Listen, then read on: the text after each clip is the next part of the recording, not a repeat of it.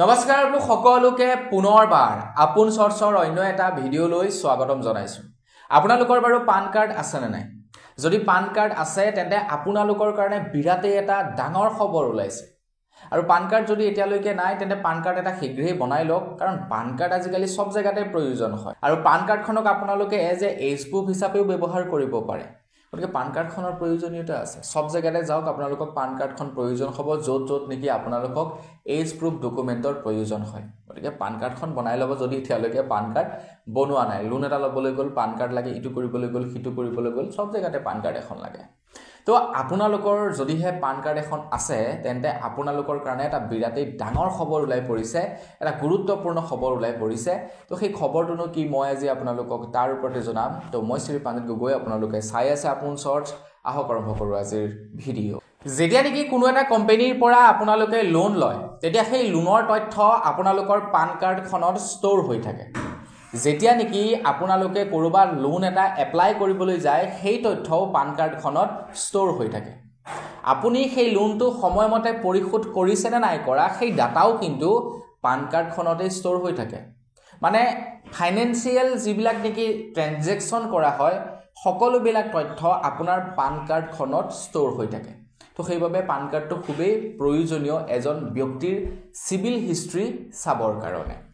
এতিয়া কিছুমান এনেকুৱা ব্যক্তি আছে যিবিলাক ব্যক্তিয়ে এটা লোন ল'লে, লোনটো পৰিশোধ নকৰিলে, পৰিশোধ নকৰাৰ ফলত কি হয় তাৰ চিভিল বেয়া হৈ গৈছে। আৰু এখন পান কাৰ্ড যে কেৱল লোন লোৱাৰ ক্ষেত্ৰতেই প্ৰয়োজন হয় তেনেকুৱা কথা নহয়। কিন্তু এখন পান কাৰ্ডৰ জৰিয়তে ইয়েৰলি আপোনাৰ বেংকৰ একাউণ্টৰ ট্ৰানজেকশ্যন কিমান বা আপোনাৰ ইয়েৰলি কিমান টকাৰ উপাৰ্জন হয় সেই তথ্যও এখন পান কাৰ্ডৰ জৰিয়তে উলিয়াব পাৰে ইনকম টেক্স ডিপাৰ্টমেণ্টে। এইবাৰ কেন্দ্ৰ চৰকাৰৰ যি নেকি বাজেট ঘোষণা কৰা হ'ল সেই বাজেটত মধ্যবিত্তৰ কাৰণে এটা ৰেহাই প্ৰদান কৰিছে, এটা সকাহ প্ৰদান কৰিছে। সকাহটো হৈছে কি এইবাৰ 12 লাখ টকালৈকে 1 টকাও ইনকম টেক্স পৰিশোধ কৰিব নালাগে মধ্যবিত্ত লোকসকলে। আগতে আছিলে কি আগতে 7.5 লাখতেই ইনকম টেক্স পে' কৰিব লাগে, অৰ্থাৎ 7.5 লাখ টকা যদি উপাৰ্জন কৰে তো দেন ইনকম টেক্স পে' কৰিব লাগে আগতে মধ্যবিত্ত লোকসকলে। এতিয়া মধ্যবিত্ত লোকসকলে যেতিয়া নেকি 7.5 লাখ টকাত ইনকম টেক্স পে' কৰিবলৈ যায় বছৰেকৰ মূৰত যথেষ্ট পৰিমাণৰ টকা পে' কৰিব লগা হয়, যথেষ্ট পে' কৰিব লগা হয়। বিভিন্ন চাকৰিয়ালসকলে ঢেৰ পইচা দিব লাগে। ঠিক তেনেকৈ যেতিয়া নেকি কোনো এজন ব্যক্তিয়ে এটা লোন লয়, লোনটো সময়মতে পে' কৰিব নোৱাৰে, তেতিয়া তেখেতৰ চিভিল বেয়া হয়, তেতিয়া তেখেতে অনাগত সময়ত আৰু লোন ল'ব নোৱাৰে। তো সেইবাবে বহু লোকে কি কৰে দুটা পান কাৰ্ড উলিয়ায়, দুটা পান কাৰ্ড উলিয়াই ডাবল ট্ৰানজেকশ্যন কৰে, যাতে এইফালে ইনকম টেক্সৰ পৰা বাচিব পাৰে আৰু যাতে আনফালে লোন আকৌ ল'ব পাৰে। তো তাৰ কাৰণে কিছুমান লোকে কি কৰে ডাবল পান কাৰ্ড উলিয়ায়। এতিয়া আমাৰ অসমত ডাবল পান কাৰ্ড উলিওৱাটো সম্ভৱ, কাৰণ আমাৰ অসমত আধাৰ কাৰ্ডৰ সৈতে পান কাৰ্ড লিংক কৰাটো বাধ্যতামূলক নহয়। কিন্তু অসমৰ বাহিৰত পান কাৰ্ডৰ সৈতে আধাৰ কাৰ্ড লিংক কৰাটো বাধ্যতামূলক।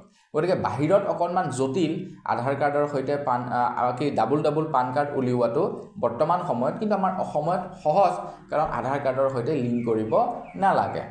এতিয়া ইনকম টেক্স ডিপাৰ্টমেণ্টৰ ফালৰ পৰা কৈছে কি যে যিসকল লোকে নেকি ডাবল পান কাৰ্ড চলাই আছে আৰু এতিয়াও ইনকম টেক্স ডিপাৰ্টমেণ্টক এটা পান কাৰ্ড জমা কৰি দিয়া নাই, তো তেওঁলোকে 10,000 টকাৰ ফাইন আৰু জেল পৰ্যন্ত যাব লাগিব বুলি জনাইছে। তো ইনকম টেক্স ডিপাৰ্টমেণ্টে বহু দিনৰ পৰা নটিচ জাৰি কৰি আহিছে যে যিসকলৰ ডাবল পান কাৰ্ড আছে তো তেওঁলোকে পান কাৰ্ড এটা জমা কৰক চৰকাৰৰ ওচৰত, ইনকম টেক্স ডিপাৰ্টমেণ্টৰ ওচৰত। এতিয়া বহু লোকে জমা কৰা নাই। তো আপোনাৰো যদি ডাবল পান কাৰ্ড আছে এতিয়ালৈকে জমা কৰা নাই ইনকম টেক্স ডিপাৰ্টমেণ্টৰ ওচৰত, শীঘ্ৰেই জমা কৰক, কিন্তু নহ'লে 10,000 টকাৰ ফাইন আৰু আপোনালোকে জেল পৰ্যন্ত যাব লাগিব বুলি জনাইছে। তো বন্ধু বান্ধৱীসকল, আজিৰ ভিডিঅ' জনাবলগীয়া সৰু এটা ইনফৰমেশ্যন ইমানেই আছিলে। খবৰটো জানি কেনেকুৱা লাগিলে কমেণ্ট কৰি জনাব। যদি ভাল লাগিলে লাইক এটা কৰিব, চেনেল যদি ছাবস্ক্ৰাইব কৰা নাই ছাবস্ক্ৰাইবটো কৰি ল'ব। পুনৰ এটা ভিডিঅ' লগ কৰাৰ সৈতে বিদায় মাগিছোঁ। ধন্যবাদ। জয় অসম।